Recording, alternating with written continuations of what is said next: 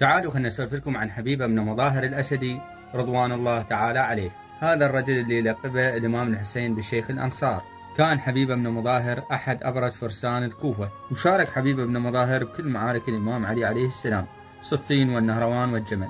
وأيضا كان حبيب من خواص أصحاب الإمام علي عليه السلام، وكان حبيب عالما فقيها حافظا للقرآن الكريم، فيصفه الإمام الحسين عليه السلام الفقيه حبيب بن مظاهر. وبيوم معركة الطاف كان عمر حبيب يتجاوز 75 سنة، ولكن على الرغم من كبر سنه عينه الإمام الحسين قائدا على ميسرة الجيش. وكان لحبيب بن مظاهر ولدان استشهدا معه في معركة الطاف، هما يزيد وعلي.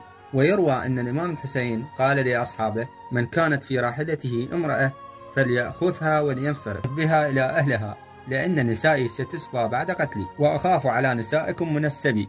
فذهب علي بن حبيب إلى زوجته وأخبرها بما قاله الإمام، فقالت: لا والله، أنتم تواسون الرجال ونحن نواسي النساء. فرجع علي إلى الإمام الحسين وهو يقول: أبت الأسدية إلا أن تواسيكم.